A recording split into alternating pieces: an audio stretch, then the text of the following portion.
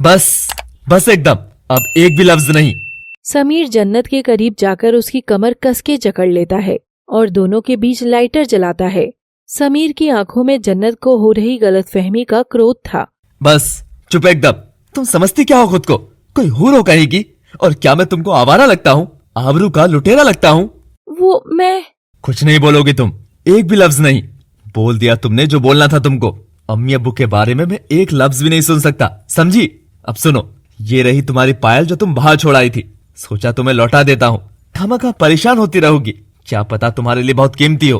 बस आगे की कहानी में ये दरवाजा कैसे बंद हुआ, या बत्ती कैसे गई, या वो मेरा छोटा भाई क्या बकवास कर रहा था, मैं इसके बारे में कुछ नहीं जानता। बच्चा है वो, कुछ मस्ती कर रहा होगा। और जन्नत की आंखों में इस बदसलूकी का क्रोध था। समीर अपनी बात कहकर जन्नत के मुंह से हाथ हटा लेता है। अच्छा, आई एम सॉरी।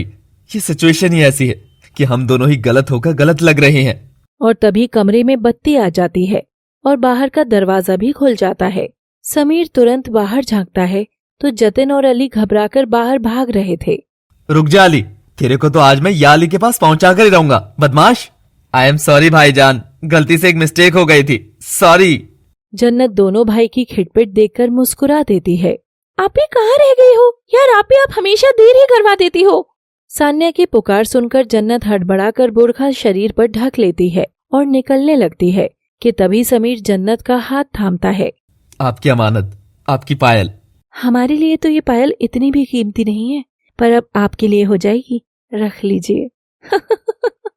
ये कहकर जन्नत हंसते हुए बाहर भाग जाती है और सान्या मानवी जन्नत घर की ओर निकल पड़ते हैं।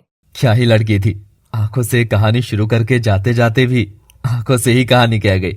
हाय।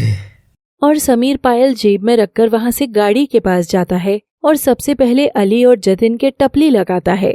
सॉरी भाईजान, कोई बात नहीं, जो हुआ ठीक ही हुआ। जल्दी चलो आपी, अब्बू के घर लौटने से पहले हमें पहुंचना होगा। रुक जा लड़की, तेरी आपी के जरा अब पाँव भारी हो गए हैं। या अल्लाह, कैसे? अब्बू तो अब हम दोनों को ही जिंदा नहीं छोड़ेंगे। धत, वो वाले पाँव भारी नहीं, मेरा मतलब है मैडम पर अब इश्क का खुमार चढ़ रहा है, तो अभी पाँव तक चढ़ गया है, तो इसलिए पाँव भारी है। क्यों मैडम? चुप कर, कुछ भी बोल रही है। हाँ हाँ, मैंने कब कहा ऐसा है या वैसा, पर सोच ले, इसमें कोई बुराई भी नहीं है। बस ये दो भाई हैं, दरियाबाग की हवेली के नवाब हैं दोनों, अमीर बिगड़े शहजादे। तो तू भी कर लेना निकाह के बाद थोड़ी नवाबी। सान्या, तू कान बंद कर ले और मानवी की बात पर गौर मत फरमा, ये तो पागल है। जन्नत ऊपर ऊपर से दिखा तो रही थी कि जैसे उसे कोई रुचि नहीं है, मगर वो अंदर से बहुत खुश लग रही थी। और मानवी दोनों को घर के बाहर छोड़कर चली जाती है।